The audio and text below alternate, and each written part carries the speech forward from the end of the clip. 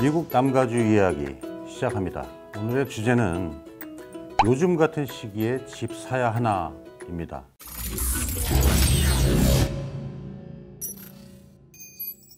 요즘 같은 시기에 집을 사야 하나, 요즘 같은 시기가 어떤지 현재 그 상황을 좀 분석해 볼 필요가 있습니다. 첫 번째, 집값이 많이 오르는 추세입니다. 절대적으로 매물이 부족한 현상입니다. 그 얘기는 수요에 비해서 공급이 못 미치는 상황입니다. 그 바이어는 많은데 매물이 적다는 얘기죠. 보시면 이게 남가주 그 매물 현황을 설명한 그래프인데요. 2019년 4월 그 남가주의 리스팅이 33,445채였습니다. 그러나 정확히 1년 뒤인 2020년 4월은 18,266채입니다. 무려 45%가 하락돼 있습니다.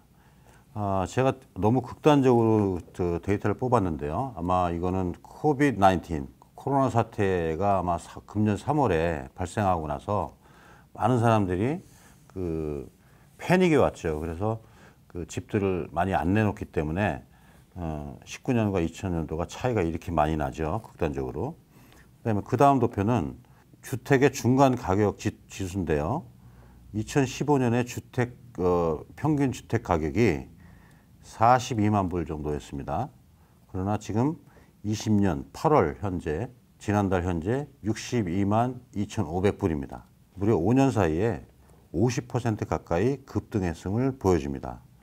그러면 일반적으로 바이어께서 이렇게 올랐는데 집값이 떨어진 다음에 사야 되지 않겠냐라고 이렇게 반문하실 텐데 그래프에서 보시면 아시겠지만 집값이 하락할 때는 미미하게 5% 내외로 떨어지고 올라갈 땐 또 상당히 급격하게 올라가는 추세를 볼 수 있습니다.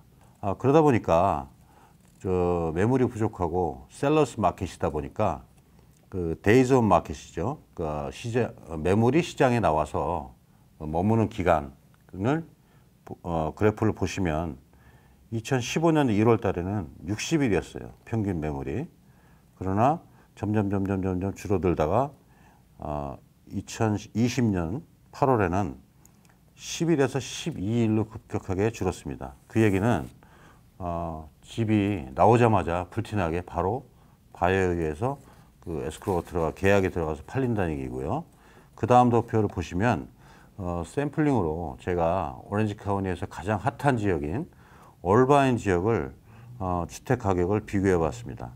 싱글 패밀리 단독 주택인 경우에는 재밌는 현상이 에버리지 프라이스가 133만 2,367불에서 126만 7,083불로 소폭 하락했습니다.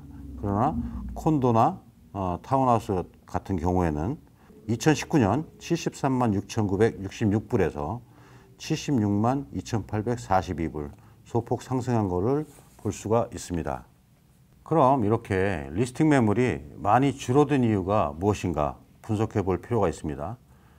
코로나 바이러스가 시작돼서 집주인들이 아까 말씀드린 대로 패닉이 와서 낯선 사람이 오는 것을 상당히 꺼리고 그로 인해 꼭 팔아야 되는 집 말고는 리스팅 내놓는 일을 미루는 경향이 있습니다. 반면에 그 바이어들은 자가격리를 이제 몇 달, 3월달, 4월달 오래 했죠. 오래 하다 보니까 반사적으로 집을 살 수 없는 상황이 계속되는 겁니다.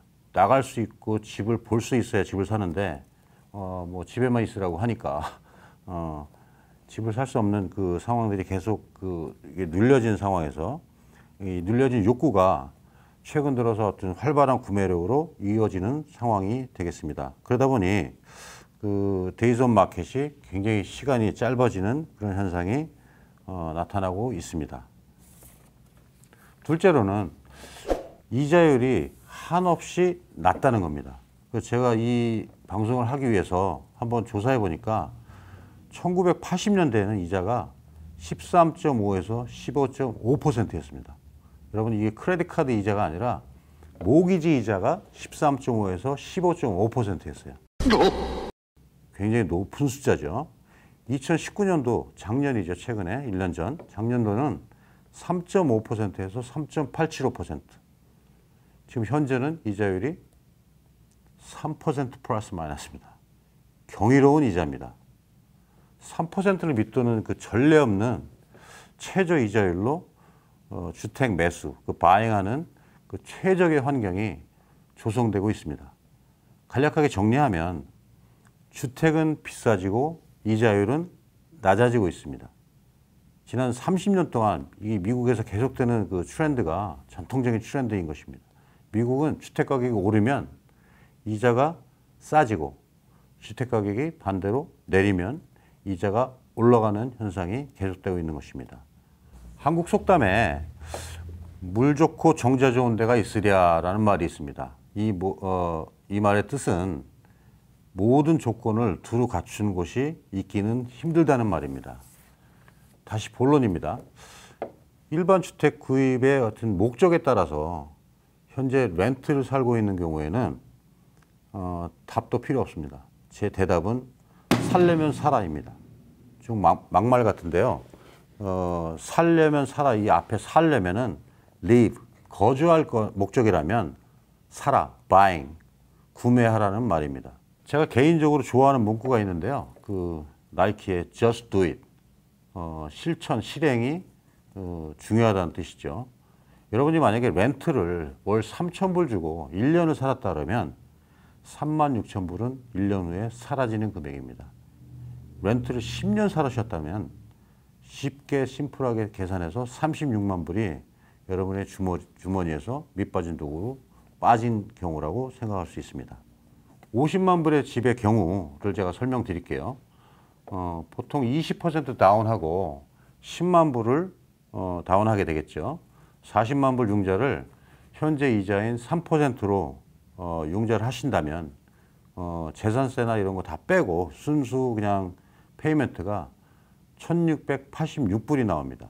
그러나 만약에 예를 들어서 집값이 좀 떨어지길 기다리고 해서 떨어졌다 사신다 그러면 집값이 떨어지면 이자가 올라간다고 말씀드렸죠. 50만 불의 집의 경우 5%가 내렸어요. 집값이. 그러면 얼마인가요? 47만 5천 불로 내렸어요. 예, 좋죠. 되게 집이 싸니까 좋아요. 그러나 이자가 1% 만약에 올랐어요. 4% 됐다고 생각하시면 똑같은 10만 불을 다운하고 47만 5천에서 37만 5천 불을 융자를 하신다 그러면 페이멘트가 외래 더 높아집니다. 1,790불이 나옵니다. 그래서 제가 결론은 중요한 것은 가격보다 월 페이멘트입니다. 제가 그 집에서 거주 목적으로 사실 거면 간단하게 설명드려서 내가 그 금액의 페이멘트를 내실 능력이 되느냐 안 되느냐를 먼저 고민해 보시기 바랍니다. 설사 월 페이멘트가 조금 높아도 주택을 구입하라고 권유드리고 싶습니다. 자, 미국은 주택을 사시면 많은 혜택이 있습니다. 첫 번째는 매달 여러분이 내시는 월 페이멘트는 이자와 원금으로 구성되어 있는데요. 개인 세금 보고 때 그 이자 내신 부분에 세금 감면 혜택이 있습니다. 그러나 렌트를 얼마 내고 사셨든지 세금 감면 혜택이 없습니다. 두 번째로 주택 가격이 많이 올랐을 때 시세 차익을 보실 수가 있습니다. 세 번째로 내 집이 주는 심리적인 안정감입니다. 여기 남가주에서는 렌트 사시게 되면 1년, 2년 단위로 계약을 하게 되는데 이사 갈 필요가 없는 것이죠. 그래서 심리적 안정감으로 장점이 있다는 걸 말씀드리고요. 다시 한번 정리해드리면 거주 목적으로 주택을 사실 것이면 지금, now, 언제든지 본인의 능력이 되는 지금이 가장 좋다는 말입니다. 주택 구입의 목적 두 번째, 거주 목적이 아니라 투자용으로, 즉 인컴 프로퍼티로 사시는 경우에는 사실 많은 경우의 수를 따져봐야 합니다. 첫 번째로 마켓 트렌드를 정확히 읽어야 됩니다. 현재 그 코로나 바이러스 사태로 많은 세입자들이 경제적인 어려움을 겪으면서 렌트비를 못 내는 경우가 많습니다. 8월 31일자 조선일보, 여기 LA에서는 조선데일리 US LA라고 하는데요. 기사에 보시면 렌트비의 25%만 내고 있어도 퇴거 명령을 할 수가 없도록 최근에 정책이 바뀌었습니다. 물론 일시적인 정책이긴 하지만 매월 세를 받아서 은행에 모기지를 내야 하는 랜로드들은, 즉 그 건물주들은 시름이 깊어지고 있습니다. 두 번째로는 조심해야 될 사항은 공실률은 항상 복병이라는 것입니다. 세입자가 이사 들어와서 5년, 10년, 15년 쭉 살아주면 고맙죠. 고마운데 보통 1, 2년 단위로 바뀌면서 그럴 때마다 청소해야죠. 인테리어 페인트 해야죠. 카펫 깔아야죠. 즉 세입자와 그 사이에 비는 공실률은 렌트를 우리가 받지 못합니다. 그래서 항상 그 부분을 생각하시기 바랍니다. 부동산 에이전트가 들이대는 그런 숫자와 현실적인 그 숫자는 조금씩 다르다는 것을 명심하시기 바랍니다. 세 번째는 수익률보다는 안전성을 따져라. 안전성을 따져라. 주택을 사셔서 임대를 놓으실 경우에는, 렌트를 놓으실 경우에는 무조건 수익률이 좋은 동네를 찾아가는 게 또 좋지만 렌트를 잘 낼 수 있는 그 안정된 인컴의 그 테넌트들이 살고 있는 좋은 동네를 고르시는 것도 좋은 방법입니다. 반면 상가의 경우에는 네이션와이드 프랜차이즈 스토어라고 그러죠. 뭐 스타벅스나 맥도날드 이렇게 들어가 있는 그런 건물들이 수익률은 작지만 안정성이 있기 때문에 권해드리고요. 비록 그 수익률이 좀 낮아도 그 동네가 좋거나 테넌트가 훌륭하면 나중에 여러분들이 처분하실 때 가격 면에서 훨씬 더 유리할 수 있음을 말씀드립니다. 다음, 욕심을 자제하라. 욕심을 자제하라입니다. 은행에서 부동산 에이전트들이 말하는 그 레버리지 효과, 즉 다시 말해서 적은 비용으로 은행 융자를 많이 받아서 최대 수익을 창출하는 효과를 낸다는 말인데요. 그 초보 투자자에게는 융자금이 적은 것이 그 비상시에, 즉 테넌트가 없이 비어 있거나 테넌트가 말썽을 부려서 뭐 렌트를 안 낼 경우 더 안전할 수 있습니다. 두 번째 결론, 투자용 인컴 프로퍼리는 마켓을 좀 더 지켜봐야 될 것 같습니다. 올 대선이 끝나고 경제 상황과 코로나 사태의 어떤 진정되는 국면, 이런 것들을 잘 보시고 이에 따른 어떤 소매 경제와 흐름 등을 잘 지켜보시고 천천히 투자하시는 것이 좋다는 결론입니다. 시청해 주셔서 감사합니다. 마치겠습니다.